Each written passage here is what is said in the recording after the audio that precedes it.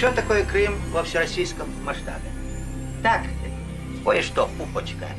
Вот я ее ладошкой прикрыл, и нет ее на виду. Но так может рассуждать совсем глупый дурак.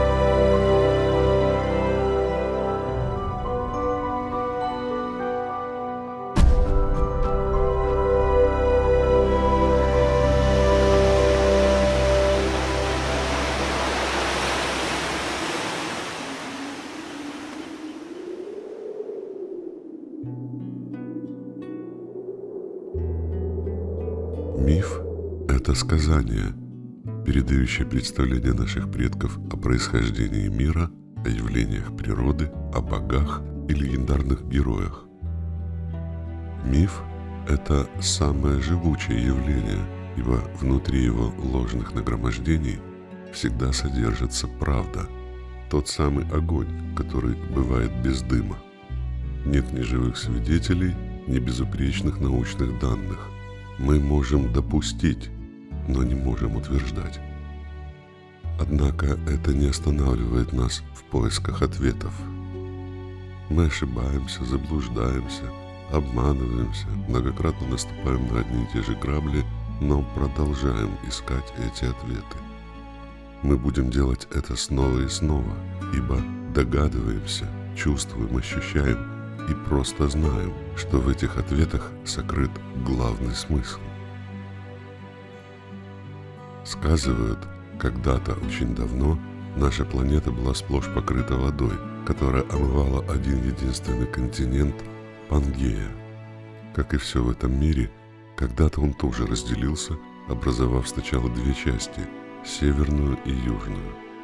Одну назвали Лавразией, другую – Гондвана. Разделило их море, которое называют на греческий манер Тетис. Вообще, у нас как-то странно принято называть все на греческий манер. Вот, например, мезозойская эра, которая следовала за палеозоем и предшествовала кайнозою, а вместе эти три эры составляют фанерозойский эон. Вы что-нибудь поняли? Пожалуй, о чем можно догадаться, так это о том, что к фанере эта эра отношения не имела. Или имела. Короче, это период, когда Земля формировала контуры материков, климат и живность. Сроки формирования обозначать не рискнем, да и интересует нас сейчас Черное море. Почему оно черное? Это море с самым большим в мире числом имен – более 500.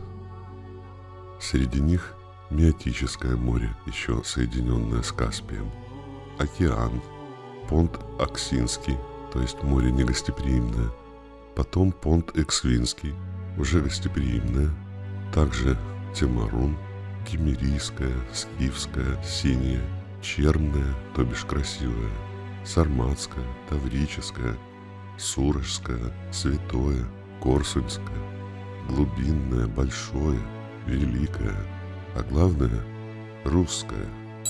Об этом писал Михаил Ломоносов, говоря, что Черное море раньше называлось русским от частого росов по нему хождению. Оно упоминается в русских летописях и арабских источниках. Это летописно зафиксированный факт. Наше море раньше называлось русским. Странно, что до сих пор об этом никто не рассказал столь любопытным и всезнающим античным авторам. После Дардановой катастрофы море приобретает практически современные очертания, и теперь почему-то его называют черным. Античные авторы владели источниками, которые до нас не дошли. По всей видимости, они погибли или в пожаре Александрийской библиотеки, или еще где-то. Но нам пересказано. Вот, например, помним времена, когда около Византии не было прохода в Черное море. То есть в переводе на современный язык, что пролива Босфор около нынешнего Стамбула не существовало. Пролив Босфор существовал как ущелье, заполненное камнями. Когда заканчивался ледниковый период и уровень Мирового океана поднялся метров на 100-120, ток воды достиг катастрофических размеров. Вот то, что все лежало на дне Босфорского ущелья, которое сейчас называется пролив Босфор, водой было выплюнуто в сторону Черного моря. Вода шла со скоростью 40 кубических километров в сутки. И подъем воды в Черноморской впадине составлял около 15 сантиметров в сутки. То есть получается, что за год-полтора уровень воды возрос как минимум на 100 метров. То есть это геологическая основа, которая подтверждается, все, то есть не вызывает никакого сомнения, потому что берутся пробы и совершенно четко видно. Внизу идут осадки, в которых содержатся пресноводные обитатели, а сразу потом идет слой, в котором содержатся обитатели, живущие в Черном море до сих пор. Там мы находим тонкостенную, пресноводную ракушь. Не хватало в бассейне соли для того, чтобы создать хорошую толстостенную ракушь. О чем говорит? Пресноводный бассейн. Чем питается? Реками? Дунай, Дон, Кубань и так далее. Все вы их знаете. Сколько дают эти реки годового стока? Если собрать воедино в одну струю и вылить в Черное море, это 80 сантиметров воды. Отсюда отнимите объем, необходимый на испарение в условиях нашего климата, и каким образом вы будете заполнять эту огромную впадину с помощью рек. У вас не получается, этот канал столько воды не дает, и он дает пресную воду. И тут же мгновенно возникает средиземноморская, достоверная, изученная, толстостенная фауна. Ракушь приобретает нормальную, равную океанической солености скорлупу, приходят все виды, никтон плавающий, который характерен, и так далее. То есть это доказательный факт единоразового затопления. Если вы выльете воду из Черного моря на 90 метров, каков этот уровень и был, то вы догадаетесь о том, что, допустим, Черная речка, вытекая из Севастопольской бухты, продолжает по этому склону течь, и сейчас мы видим это русло в 30 километрах, оно еще не заилено полностью. И вот эти фрагменты древней береговой линии, они прекрасно подтверждаются и археологическим материалом. В той же Болгарии вскрыты подводными исследованиями пятилетней давности, когда работала экспедиция из 6 стран. Ну, догадайтесь, если это загоны для скота, загон для скота, и вы заливаете всю территорию с такой интенсивностью и скоростью, что не успевает размыть ни причальные сооружения, ни дюны песчаные, и эти компостные ямы, так скажем, скотохранилища для навоза, до сих пор на сегодняшний день продолжают выдавать повышенную кислотность среды. Сегодня еще. То есть как это недавно было и как-то стремительно произошло. То есть это было разовое явление, народ бегом бежал вверх по долинам, бросая освоенные территории, уходил, а леса, которые стояли, при том климате, который тогда был, сумма осадков в 3-4 раза было больше, чем нынче. Хорошие, влажные субтропики, леса буйные, и все это затопи. Затопишь леса, получишь гниение. Мы получаем этот сероводородный слой, который имеем сегодня в Черном море. Американские морские геологи в 90-е годы, ну, после распада вот этого нашего социалистического лагеря, они получили большую возможность там проводить свои исследования. В итоге этих исследований, в общем, были опубликованы сенсационные материалы, что прорыв вод Средиземного моря в Черное произошел 5-6 тысяч лет до нашей эры, и носил он катастрофический характер. Прилив воды был такой, что как будто несколько Ниагар разом спадали через Босфор и заполняли бассейн пресноводного Черноморского озера.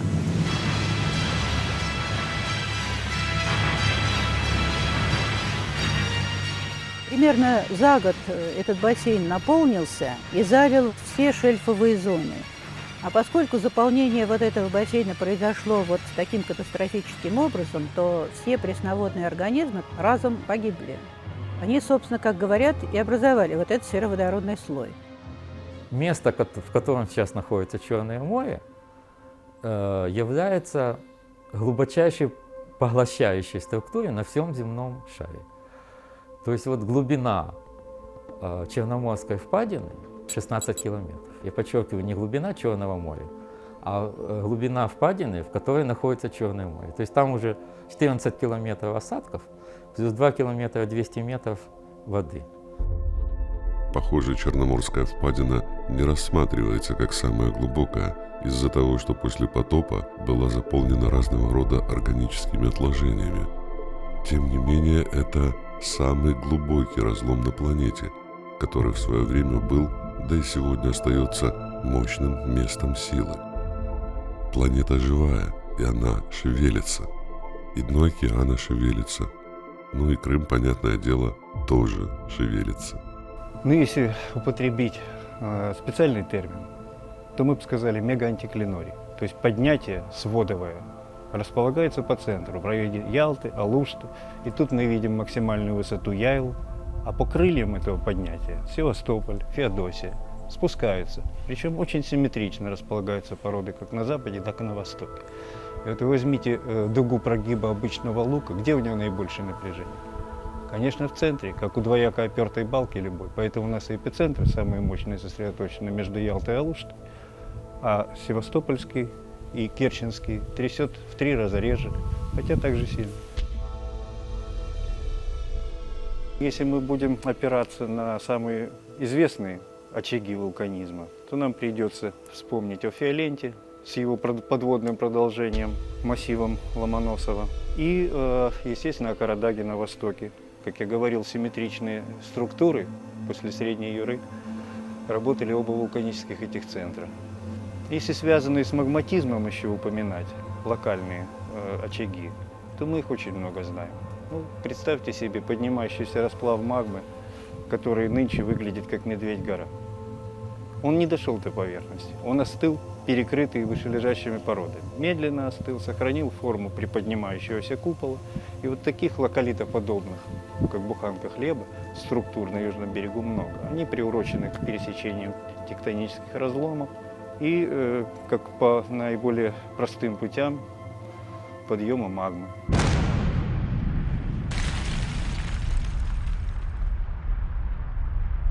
Яйла у нас поднимается примерно на 1 сантиметр в год. А это немало. Метр за 100 лет. А береговая полоса с донной части Черного моря опускается. Итого амплитуда получается у нас около 2 сантиметров в год. А в многолетнем разрезе это, конечно, не очень хорошо. То, что мы имеем землетрясение, мы благодаря вот этой разнице в направлениях движения и имеем. Она, конечно, не по всему Крыму бьет одновременно. Бьет по подготовленным, ослабленным тектоническим зонам. Практически в одних и тех же местах локализованы землетрясения, как и в 23 километрах от Алушты, мелкофокусное. Оно работает трижды чаще, чем наш севастопольский очаг и босфорский. Карадагский вулканизм – это Судакско-Карадагская складчатая область, которая отличается изобилием разломов разнообразного возраста, простирания, механизма. Там есть и надвиги, и вертикальные разрывные нарушения. Это тема отдельного разговора в кругу специалистов. После заполнения Черноморской впадины водами Мирового океана, представьте себе увеличение веса этой воды, если просто долить воды 100-метровую толщу на площадь Черного моря. Какого это веса? Естественно, дно чаши не выдержало, начало прогибаться. И там, где мы встречаем хрупкие породы, как, например, на южном берегу Крыма, ломались они поблочно. Поэтому и видим гряду круто падающих известняков 400-метровую. И на ней интересно расписались современные процессы геологические. Вот если вы подойдете к горе Марчека, на ней будет около 4-5 параллельных желобов, причем каждый вышележащий отделен от ниже лежащего примерно одним и тем же интервалом, 20 метров, 25. Это следы предыдущей поверхности берегового склона, который в 4-5 этапов уходил в море.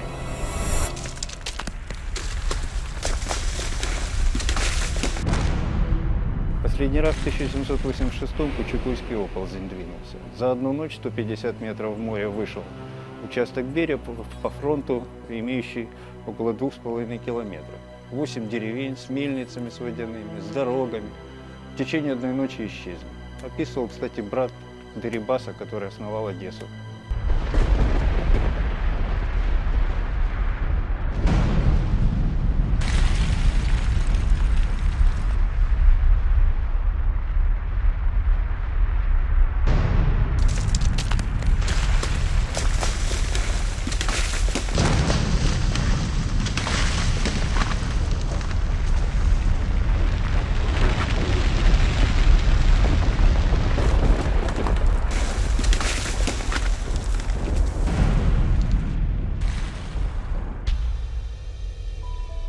Место силы – это некая область, которая проявляет себя энергетическими полями с сильными восходящими или нисходящими потоками. Как правило, это связано как с разломами земной коры, так и с горными вершинами. Именно в таких местах наши предки ставили капища и располагали святилища. Географически Севастополь находится почти ровно в центре Черного моря. От нас примерно одинаковое расстояние до любой точки побережья Черного моря. И плюс, вы сами заметили, наш город иссечен балками. Балки – это разломы. А разлом – это путь различных энергий, поднимающихся от лавовых потоков, из глубин земли сюда вот на поверхность. И, собственно, магия заключалась в том, что человек, обладая какими-то способностями, мог трансформировать эти энергии, преобразовывать их во что-то при взаимодействии со своей биоэнергией организма. И получались различные эффекты. Ну и кроме, собственно, коры, опять-таки различные силовые потоки, силовые поля, они образовываются при прохождении водных потоков. Они как раз тоже идут по этим разломам, потому что очень многие из них в свое время были руслами крупных водных источников. Когда вот наши крымские горы были покрыты этими ледяными шапками, вот таяние ледников, обломки, так сказать, которых находились на вершинах наших крымских гор, они привели к тому, что вода искала себе путь, пробивала русла различные. Эти русла обычно не совпадали вот с этими самыми разломами. Потом, когда количество воды преуменьшилось, часть ее ушло под землю. И, соответственно, идущий под землей поток воды, он тоже служит источником различных энергетических полей. Одним из таких мест силы является древнее ведическое святилище на горе Ильяская, которое местные старожилы называют «Храм Солнца» или «Каменный цветок». Над ним, как водится, был расположен храм библейского Илии Пророка. Цитаты из Википедии. Среди русского народа Илия Пророк пользуется особенным уважением. Наверное, это потому, что Илья был ревностным поборником иудаизма. Тем не менее, каменный цветок по-прежнему проявляет себя как место силы. Еще одна, пожалуй, самая мощная энергетическая аномалия в Крыму – гора Бойко. На ней тоже был сооружен христианский храм, вокруг которого существовали поселения. Они погибли вместе с княжеством Феодоро во время турецко-татарского нашествия в конце XIV века. Вершина Бойки представляет собой цельный каменный щит толщиной до 2 метров, странно растрескавшийся геометрически правильно расположенными трещинами. Глядя на него, возникает ощущение рукотворности этого необычного объекта. И еще здесь часто попадаются стволы деревьев, много раз скрученные вокруг своей оси. Эта гора до Великой Отечественной войны именовалась Басман, с татарского «страшащийся человек». С ней связывают легенды о золотой колыбели. Одна из них про святой Грааль, который мог попасть в Крым из Византии в XIV веке. За этим предметом охотились СС и оккультная служба Гитлера Аненербе. В 1942 году, сразу после оккупации Крыма, секретная немецкая организация снарядила сюда целую экспедицию и в подземных лабиринтах пещер искала святой Грааль. Нашли они реликвию или нет, нам не доложили, однако участники экспедиции получили высшие немецкие награды. Как минимум 3 попытки найти священную реликвию предпринимали советские спецслужбы.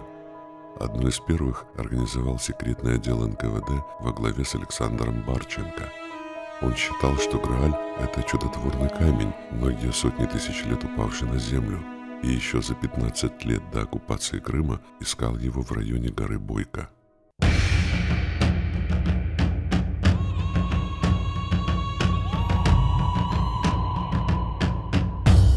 Виталий Анатольевич, где мы находимся, расскажите. Мы находимся в котловане, где происходят раскопки или происходили раскопки с целью добраться до пирамиды. Пирамиды. Как много таинственного и непонятного скрывает в себе это слово. А тут еще крымские пирамиды. Занимаясь поиском геотермальных вод на территории Севастополя, Виталий Анатольевич случайно обнаружил сильное энергетическое образование радиусом в 100 метров. Начались раскопки, появились паломники. На глубине 10 метров была обнаружена плита толщиной 50 сантиметров. Далее была обнаружена куполообразная камера, а последующее сканирование показало узнаваемую геометрическую форму и были составлены чертежи. Далее была просканирована вся территория Севастополя и обнаружилось еще 7 пирамид. Этот комплекс тянется по прямой от Камышовой бухты через Балаклаву и до мыса Сарыч, на котором, кстати, расположена дача Горбачева «Заря». Затем поисковая группа объездила весь Крым, и по результатам сканирования на полуострове оказалось 36 подземных и 1 подводная пирамида. Весь комплекс имеет четкую прямоугольную форму. Датировка, проведенная учеными Киевского института соционики, показала 16 тысяч лет. Ученые из США оказались щедрее и определили 65 миллионов лет. Есть люди, которые подвергают сомнениям найденное. Что вы можете сказать по этому поводу? Люди, которые закомплексованы на догмах, существующих в науке. Ну, это нам понятно. Однако пирамиды в этой истории далеко не самое интересное. Я изобрел биолазер, так называемый, который может излучение лазера, допустим, или другое высокочастотное излучение превратить именно во вращающееся поле. Так что мы имеем и вихрь, и дивергенцию перемещения. То есть как бы буравчик такой. Так вот, оказывается, это поле такой формы возбуждает физический вакуум внутри, значит, этого вихря. И скорость увеличивается, скорость распространения энергии внутри этого вихря возрастает в 10 в 9 степени, умноженная на скорость света. Вот такая скорость достигается. Это я не придумал. Это провел испытание академик Козырев еще в 30-х годах. Этот биолазер имеет проникающую способность, которая значительно выше, чем рентгеновские установки какие-то мощные. А здесь мощность небольшая. 1 ватт, а проникает до ядра Земли практически. Используя такую проникающую способность излучения, мы используем частотные характеристики каких-то веществ и модулируем эту частоту на несущую частоту. Таким образом, мы доставляем собственную частоту колебаний лекарства, можем доставить в любую точку земного шара и, значит, подействовать на любой орган так, для того, чтобы его вылечить. Вот это лечебный эффект. То есть вы достигаете какого-то резонанса? Да, наступает, да, потому что частота резонансная подбирается. Но она записывается на несущую частоту. А если еще использовать фазовую решетку в виде антенны, получается, что мы умножаем число этих биолазеров практически во столько раз, сколько отверстий вот на антенне имеется. Эффект колоссальный получается, потому что идет целый сноп таких вот лучей, которые оказывают вот такое действие и лечебное, и, если надо, оказывают действие по обнаружению полезных ископаемых. Если направить в землю и дать, допустим, частотные характеристики нужного какого-то вещества или природного ископаемого, и мы там, значит, обнаружим в результате резонанса, получим, значит, излучение этого вещества, и мы его здесь на Земле зафиксируем. Вот принцип такой. Когда авторам для изучения ядра Земли были применены способы геогидродиагностики и геоголографии, были установлены несоответствия общепринятого мнения о размерах и строении земного ядра с полученными результатами. На сегодняшний день правильной считается гипотеза о том, что земное ядро железно-никелевое. Однако проведенное сканирование ядра при помощи квантового генератора и тестовых приставок помогло определить его структуру с инженерной точностью. Радиус ядра составляет около 2350 километров. Наружный слой толщиной порядка 400 километров представляет смесь глины и песка с включениями различных кристаллов. Следующий 220-километровый слой состоит из расплавленных металлов. Третья от поверхности оболочка имеет толщину 90 километров и целиком состоит из расплавленного свинца. Четвертая оболочка состоит из урана, достигая в толщину 360 километров. Под ним идет 70-километровый слой графита. Шестой слой – это зона теплообмена газовой фазы ядра толщиной порядка 90 километров. Седьмой слой ядра – это термоядерный реактор радиусом 720 километров. В нем происходят реакции синтеза водорода, дейтерия, трития, углерода, лития, метана, гелия, азота, углекислоты, кислорода и других газообразных элементов. Отсюда следует, что в центре ядра Земли идет термоядерный синтез, процесс, подобный реакциям на Солнце. Но по мере расходования материалов, участвующих в процессе, температура ядра должна снижаться. Однако этого не происходит. Наоборот, периодически происходит извержение вулканов.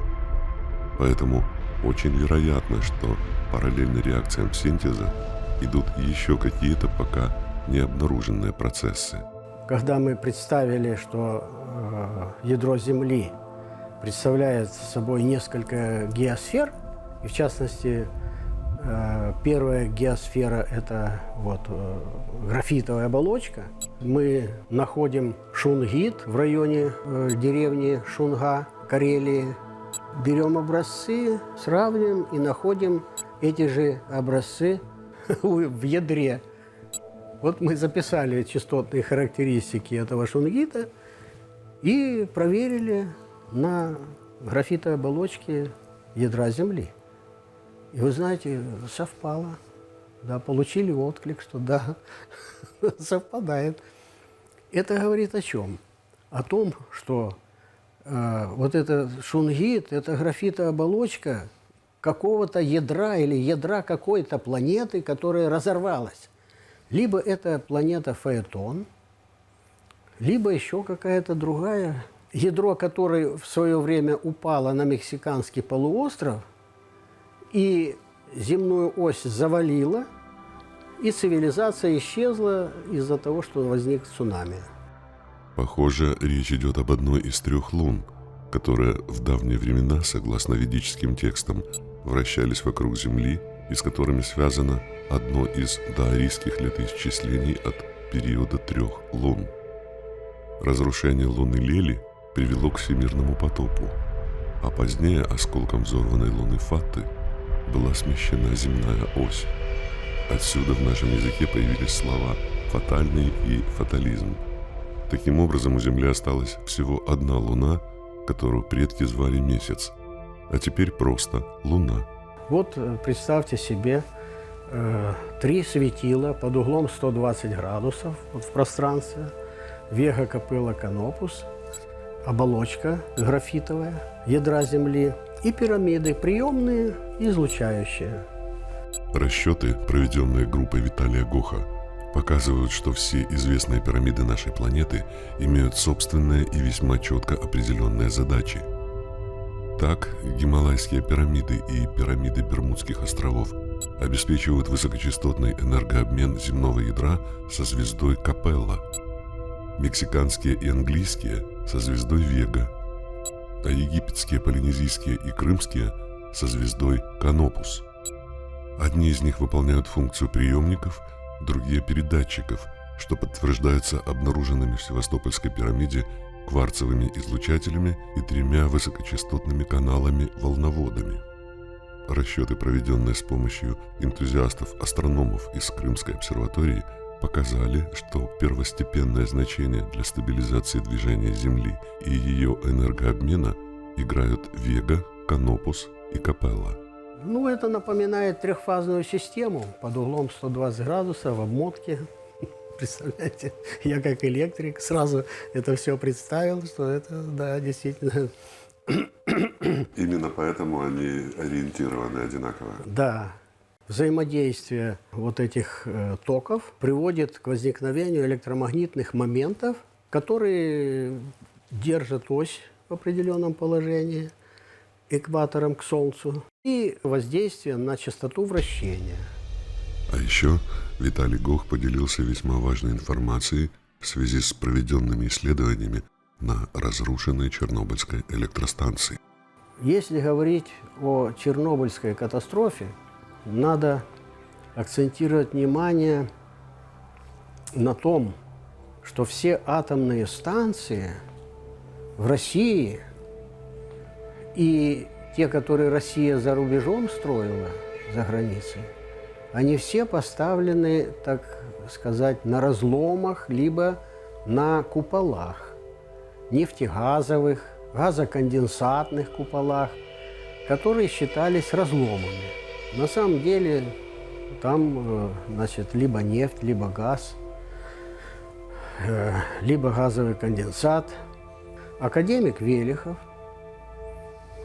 вот мне не очень приятно называть так вот такого вроде уважаемого всеми человека, но он убедил Александрова, что надо на таких местах ставить на случай, если разбомбят, значит, станцию супостаты, то реактор уйдет туда в разлом или в купол, погрузится и не взорвется здесь наверху. То есть с минимальными потерями для населенного пункта. Заботились о безопасности? Да, да. А на самом деле вы видите, во что это выливается. Оказывается, когда ее построили, давление в газоконденсатном куполе, на котором она построена, уже было где-то 820-830 атмосфер. И вот когда оно достигло 950 атмосфер, это привело в движение наружные пласты Земли, и образовались разломы, трещины. И точно так же, вот там, где стояла емкость для охлаждения реактора 4-го блока, произошла подвижка, лопнула труба, вода вытекла, и реактор оказался без охлаждения. Произошел тепловой взрыв. А к этому времени по вертикальным разломам огромное количество газа достигла помещений внутренних, снаружи огромное количество газа пошло, и возникло на высоковольтных проводах свечение газа, метана. Из соседних населенных пунктов наблюдали зарево. Это никакое не НЛО там было, нет. Это светился газ, напряжение 500 тысяч вольт и метан. Вот вам газоразрядная лампа в таких масштабах. А после теплового взрыва нарушена была электропроводка и кабели, коммутационная аппаратура. Где-то лопнула, возникла дуга, которая подожгла этот газ, метан и смесь его с воздухом. И произошел объемный взрыв. Первый взрыв был тепловой, он не страшен был. А второй объемный взрыв газа произошел. И вот это всю засыпку, уран там, значит, все это взлетело в воздух на огромное пространство. Так. Внимание, внимание! Вот что произошло. Вот и истину мы вскрыли, когда нас пригласили искать, значит, где реактор находится. То есть реактор, который опустился, Прожег, да. Значит, две сборки было. Одна сборка прожгла, и, значит, в одном месте оказалась на глубине там порядка 20 метров, а другая прошла в сторону, прожгла. Ее не могли найти. Пригласили нас поискать и посмотреть, нет ли там воды, потому что первая сборка, она попала в район, куда проникли грунтовые воды, и реактор начал функционировать. Нагрев земли произошел, и когда это все обнаружили, срочно начали бурить скважины и туда закачивать жидкий азот, чтобы заморозить эту воду, заблокировать и не пускать ее к реактору. Сейчас новую станцию в Белоруссии хотят атомную поставить в том районе, где мы обнаружили нефтегазовый купол. Понимаете, да. И два разлома идут, которые заполнены нефтью и газом. И вот в Устье наметили ставить Островецкую атомную станцию. Так мы от института ездили туда, убеждали Академию наук Беларуси, нельзя этого делать. Давайте лучше бурите скважину, добывайте нефть там. Не надо там атомную станцию ставить. И опять там поработали, как говорится, ну, Академия наук России, так выбрали место. Я говорю, ну как можно выбирать такое место? А разлом. На разломе, чтобы супостаты, если разбомбят, значит, уйдет в разлом, и все. Мысль такая. Да. То есть вы видите, какие совершаются ошибки, вот, которые ведут к таким глобальным, да, катастрофам. Не хочется думать, что такие ошибки есть результат чьих-то злонамеренных действий. Они в большинстве случаев от халатности и некомпетентности. Однако это не избавляет нас от трагедий и экологических катастроф. К сожалению, пока в мире главенствуют не ценности, а интересы, такое будет происходить постоянно. В том числе и наше Черное море вполне может принести весьма ожидаемые сюрпризы от затопленных во время войны у берегов Крыма 500 бочек с высокотоксичными отравляющими веществами. Ответственность – это забота о последствиях. В нынешнем мире интересов нет ценностей, а значит и ответственность отсутствует. И это пока не миф.